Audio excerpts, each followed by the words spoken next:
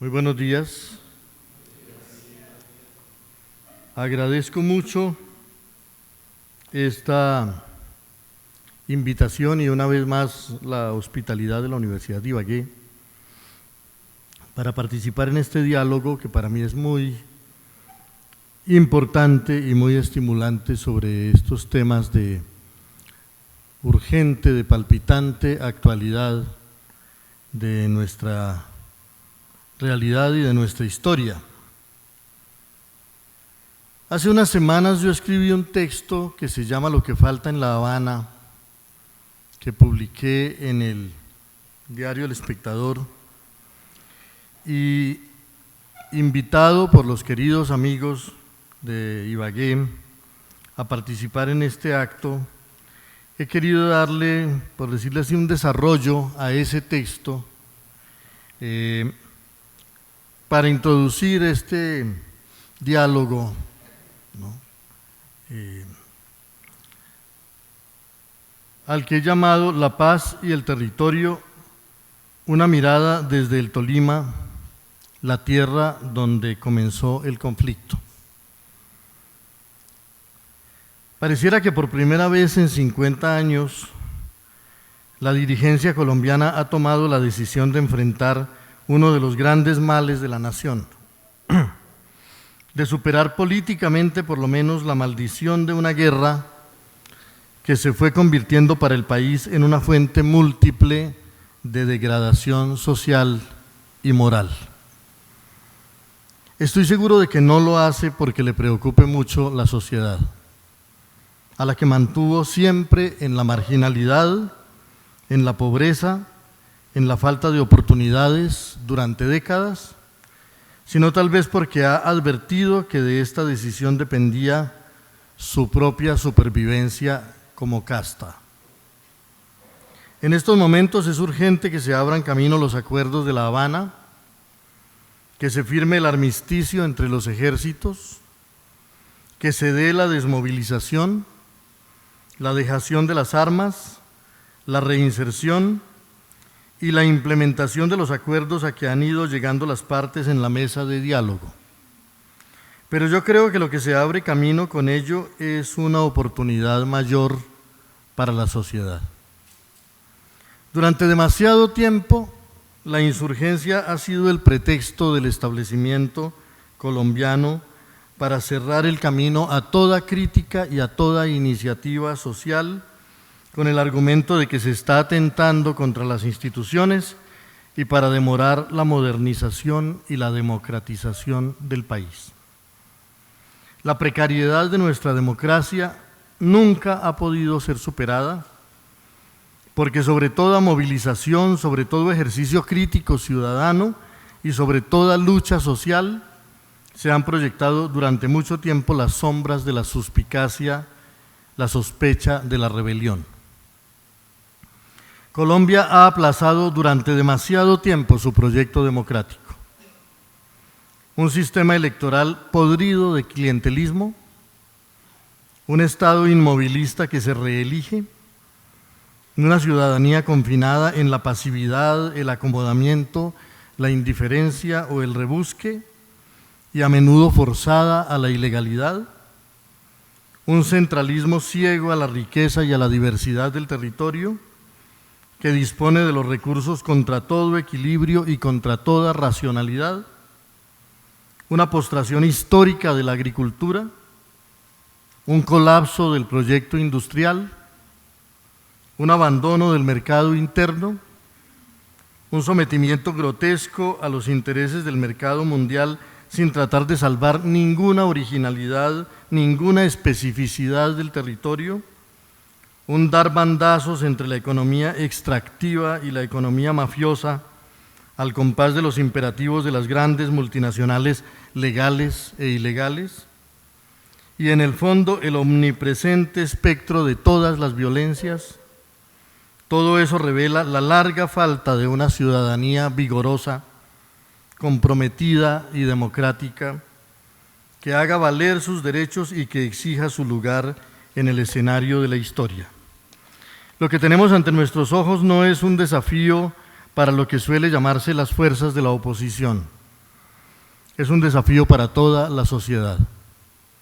Colombia está necesitando ciudadanos, empresarios, profesionales, trabajadores, científicos, técnicos, artistas, intelectuales, maestros, que se unan en un proyecto de reinvención del país, de relectura de su naturaleza, de definición de sus oportunidades, de reconstrucción de su memoria y de renovación de su tejido social. Colombia está necesitando descubrirse a sí misma como proyecto histórico, como diálogo nacional, como fuerza social y como interlocutor de la modernidad. Es demasiado evidente que la dirigencia política es muy inferior en este momento a los desafíos que vive nuestra nación, a las exigencias que formula nuestro territorio y a las dinámicas que impone la realidad contemporánea. El mayor aporte, y acaso el único, que puede hacer hoy la dirigencia tradicional al país es el de normalizar el ejercicio de la política y tratar con respeto la marejada de exigencias y de iniciativas que irremediablemente se va a desatar con el final de la guerra y con la desaparición en el horizonte del conflicto armado como límite de la vida social. Lo que van a tener que comprender los que están adelantando los diálogos de paz es que con la destitución de la guerra como principal escenario de la política, todos los que han hecho de la violencia y de la exclusión su instrumento para eternizarse en el poder nacional y local, lo mismo los partidos tradicionales, las guerrillas, los paramilitares y el crimen organizado, van a tener que aceptar otra dinámica social, la irrupción de la comunidad como dueña de las iniciativas y como generadora de las políticas. Lo que quiero afirmar ahora es que los colombianos vamos a vivir los acontecimientos inminentes con una gran libertad. Yo diría que lo que muere no es una guerra, es una época, una manera de entender el país y de manejarlo. Y por eso tal vez los resultados irán mucho más lejos de lo que se proponen los bandos en conflicto. Todos hemos ido viendo que una de las consecuencias no buscadas de este proceso de paz es que la sociedad ha ido perdiendo el miedo, un miedo que nos atenazó durante décadas. Y ahora todo el mundo necesita decir su verdad y las comunidades se están empezando a asumir como dueñas de una dignidad que siempre se les negó. Cuando esta semana el jefe guerrillero Pastor Alape acudió a Bojayá para pedir perdón a la comunidad por la espantosa masacre de hace unos años, tal vez lo más conmovedor fue la dignidad de la gente que lo escuchaba, su silencio, su seriedad, su evidente dolor, la sensación profunda de que las comunidades en Colombia están aprendiendo que en ellas reposa la dignidad de la nación. No es algo que se vaya a lograr por decreto, no es algo que ya exista en todas partes, pero de la manera como vivamos este proceso de paz va a depender si se alza en este territorio una nueva Colombia o si las comunidades van a seguir siendo ninguneadas por la política, por los negociantes y por los guerreros. En esa medida, el primer deber de las comunidades es arrojar una mirada sobre el mundo en que viven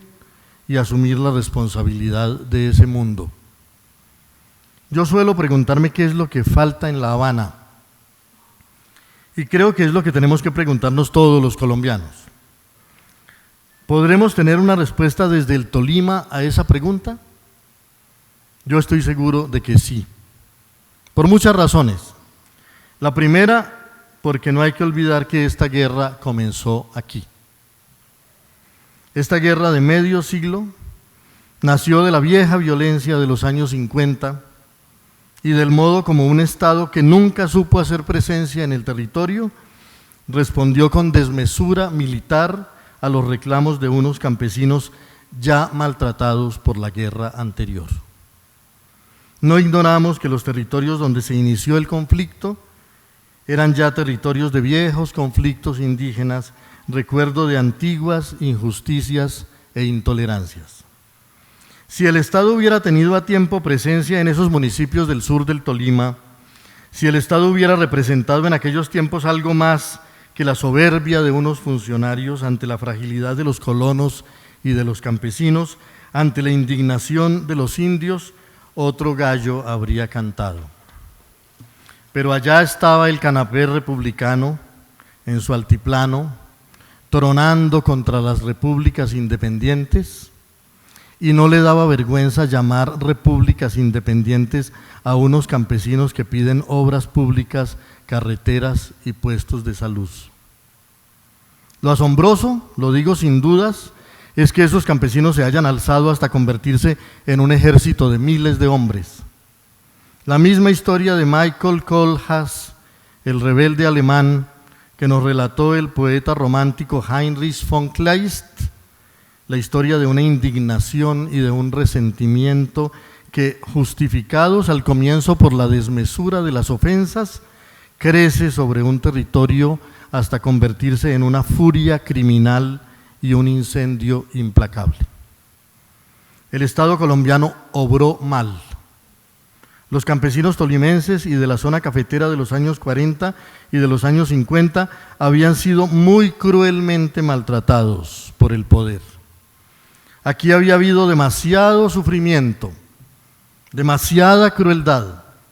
y también demasiada irresponsabilidad de los políticos, demasiada codicia de los dueños de la tierra, demasiado desprecio de los poderosos, demasiada insensibilidad de las instituciones para que fuera justo responder a la rebelión con bombas y no con soluciones. Yo viví la violencia de los años 50. Yo estaba en Padua y en Fresno y en el Líbano cuando pasaban los chusmeros en la niebla con sus rifles y sus cananas. Yo sé que al comienzo no eran tan monstruosos como al final, porque no encontraron nunca comprensión, ni ayuda, ni corrección, sino poderes que le añadían horror al horror, que apagaban el fuego con gasolina. Aquí, en el norte, hubo una reforma agraria en el siglo XIX. El gran historiador Hermes Tobar, tal vez el más importante que tiene hoy Colombia, y que es de aquí, de Cajamarca, nos ha enseñado en su importante libro que nos tengan en cuenta que aquí hubo por un tiempo un Estado responsable en el siglo XIX, que aquí, inspirado todavía por ciertos raudales de la colonia ilustrada, que habían repartido tierras entre los antioqueños desde el siglo XVIII, el gobierno distribuyó predios entre los campesinos en toda la región del Viejo Caldas, esas selvas que habían quedado abandonadas desde la conquista, y que esa sana política alcanzó incluso una importante región de la cordillera en el norte del Tolima. Yo soy beneficiario de esa vieja reforma agraria de finales del siglo XIX. Si he crecido en la conciencia de tener un lugar en el mundo, si crecí en el amor de unas montañas, de unos pueblos,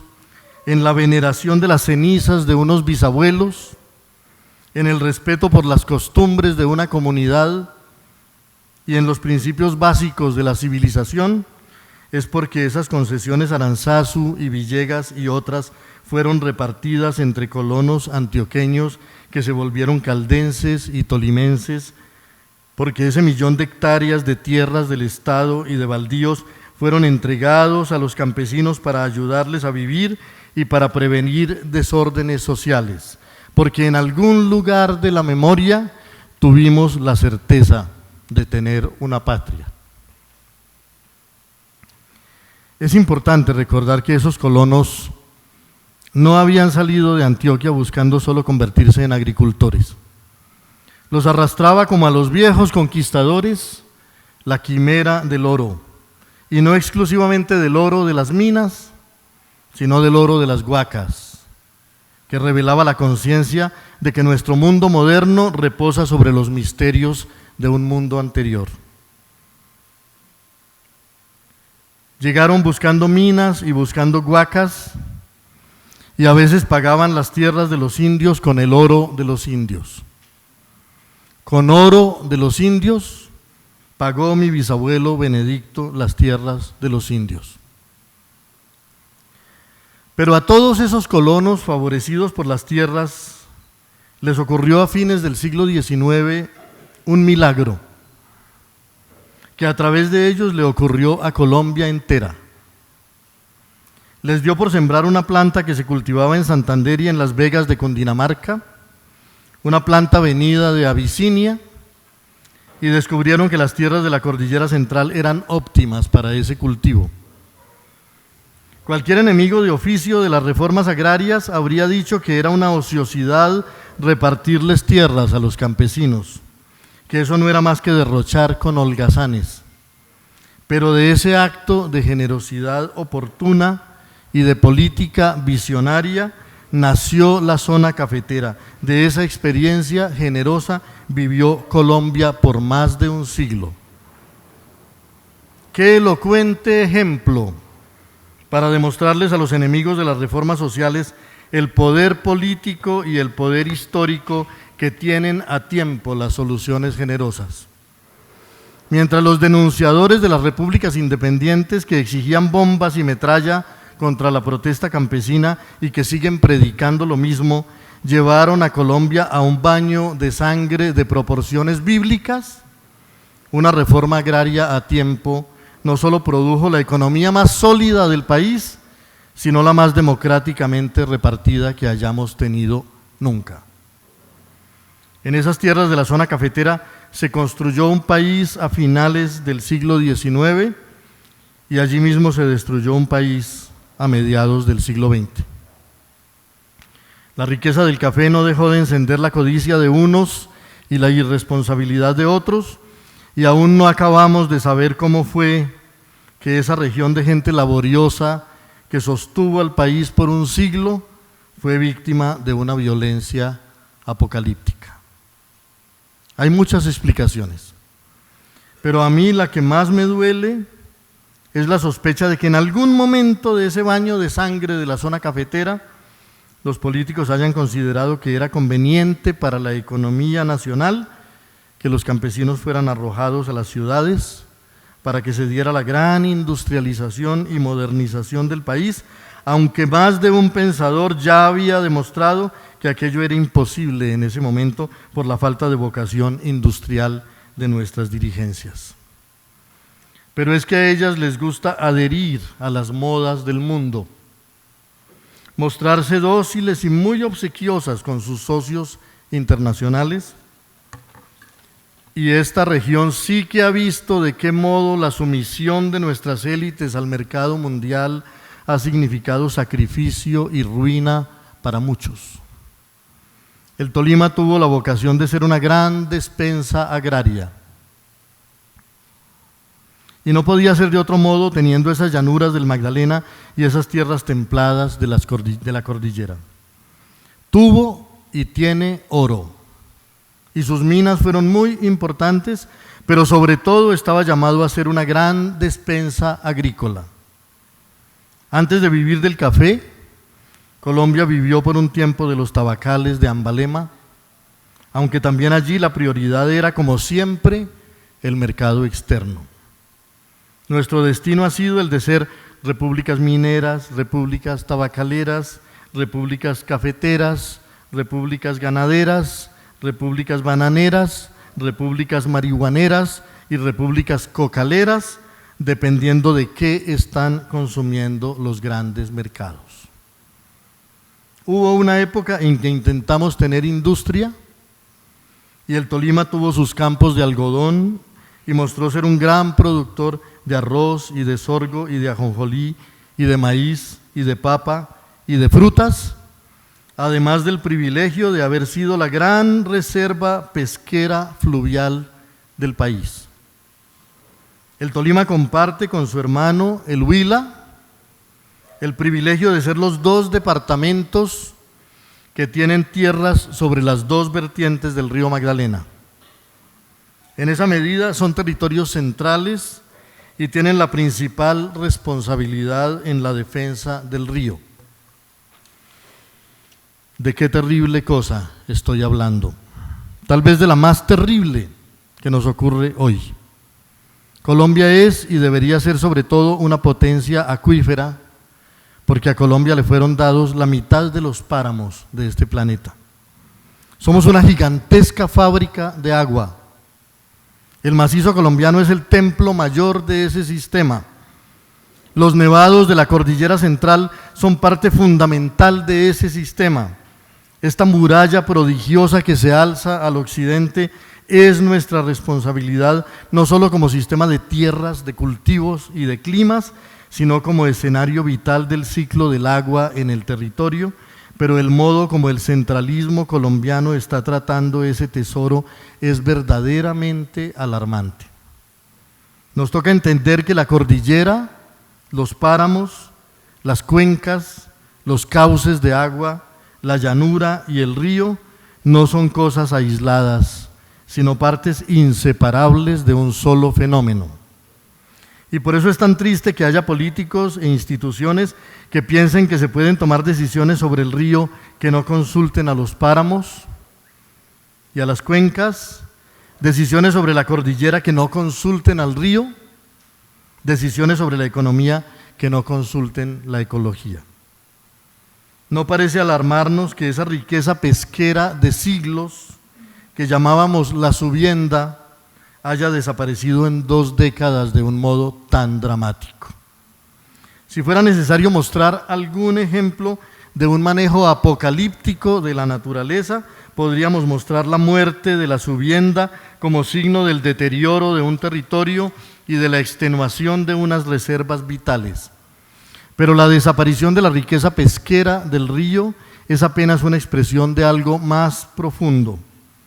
de la destrucción del río mismo. Yo no sé si alguien ha visto el Moán. Yo lo he visto. El Moán es el símbolo de todo lo que el río significa. No recursos hidráulicos, no recursos hidroeléctricos, no solo recursos pesqueros, no solo sistemas de riego, no solo bosques madereros de las orillas, no solo la vida de las especies vegetales y animales, las garzas y los cormoranes, los bagres y los capaces, no solo los caimanes que murieron antes que los peces, no solo las canoas y las chalupas, las balsas y las piraguas, no solo los pescadores y sus amadas y sus bohíos, no solo las flautas y las guitarras y los tiples, también el aroma, también la belleza, la noche, la gratitud, el descanso, la esperanza, el amor de unos paisajes, los colores de una vegetación, el agua y el aire, los cuentos y las leyendas y los rezos y los maleficios, la conciencia de que hay algo sagrado en el mundo que no está en cada una de esas cosas, sino en la suma de todas ellas. Que el río no es solo un elemento de la economía y una fuerza de la naturaleza, sino que es un ser, la voz de una cultura, la memoria de un mundo, un camino lleno de historias, un cauce que no puede servir para separar, sino para unir, y no solo para unir las orillas, los territorios, sino el pasado con el futuro y a la humanidad con el universo natural. El Moán es para mí todo eso, la vida del río,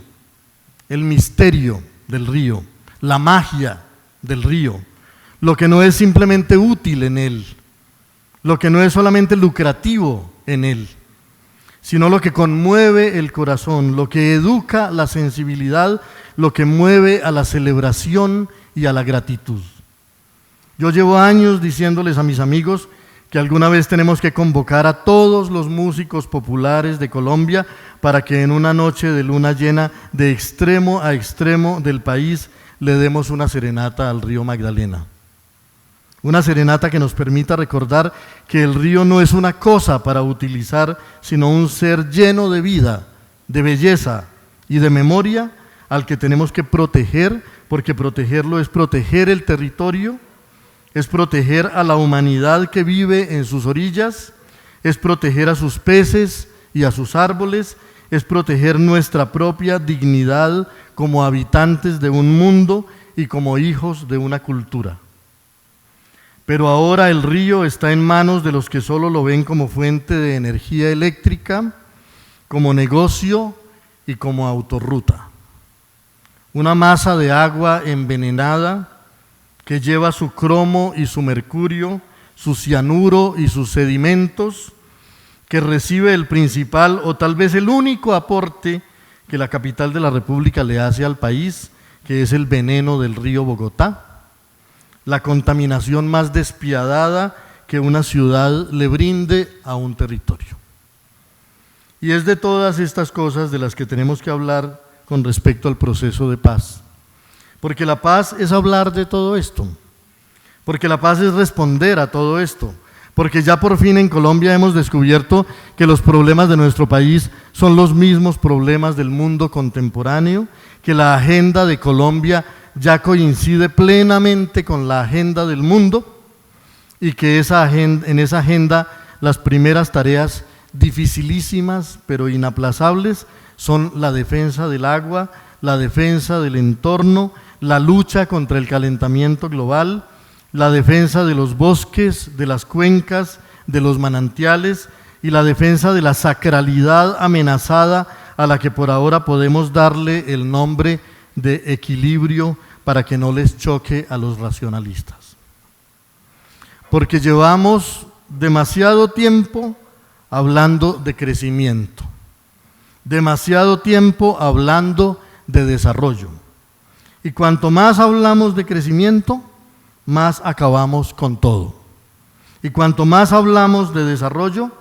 más perdemos cosas esenciales,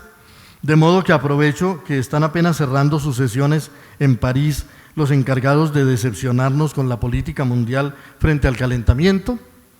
para decir que la prioridad del equilibrio es la única que podría salvarnos y que una región como el Tolima mucho hará si redefine sus proyectos, sus políticas y sus sueños en la defensa de lo que es esencial y en la formulación de un proyecto económico, social y político verdaderamente responsable, verdaderamente civilizado y verdaderamente democrático. Yo tenía muchas más cosas de qué hablar, pero el problema es que me entusiasmo y el tiempo se acaba. Tenía que hablar de la expedición botánica, que marcó desde muy temprano el rumbo de nuestras posibilidades de investigación y que fue a la vez una gran aventura científica y una gran aventura estética, una de las fuentes de nuestras artes. Tenía que hablar de los caminos, porque el Tolima es una región de grandes caminos históricos, de la ruta de Mutis, de la ruta de Belalcázar, de la ruta de Humboldt, de la ruta de Bolívar, de la ruta continental de Melo, hablar del camino de la Moravia, de la ruta de Quintín Lame, del camino de bueyes entre Manizales y Mariquita, del cable aéreo, del tendido de los ferrocarriles, del frustrado ferrocarril entre Armenia e Ibagué que alcanzó a ser diseñado para pasar sobre la depresión de Calarcá y que fue frustrado por la crisis del año 29, de la arquitectura, de la navegación por el Magdalena, de la casa de los ingleses de Ambalema y de la ciudadela inglesa de Mariquita, de las rutas de la colonización, de los caminos de la violencia, de las sendas de los guerrilleros, de las rutas de la cultura, de las regiones diversas, de la urgente necesidad de un diálogo científico, técnico y cultural entre los diferentes niveles del territorio, ese diálogo a cuya ausencia se debió la tragedia de Armero entre la llanura, las tierras medias y las cumbres nevadas, entre los páramos y las cuencas. Hablar del Tolima como departamento de culturas distintas y hablar incluso de nuestra necesidad de ese mar que no tenemos, pero que es una de nuestras mayores nostalgias. Porque no tenemos el mar, pero todo nos lleva hacia el mar. Así como no tenemos la selva, pero todo nos habla de ella. Así como estamos en el centro del país, pero eso nos obliga a anhelar y a añorar las orillas. Y finalmente tenía que hablar de la música. Pero tal vez es de eso, de lo que he estado hablando todo el tiempo. Porque el río es música, porque el agua es música, porque los vientos son música, las maderas son música, el amor por la tierra es fuente de música y las violencias y los destierros han sido y son profundos manantiales de música.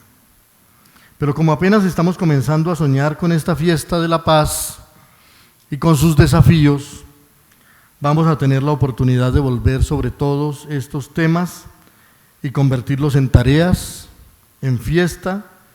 y en motivo de grandes viajes, grandes retornos, grandes encuentros y de nuevas y hermosas amistades. Muchas gracias.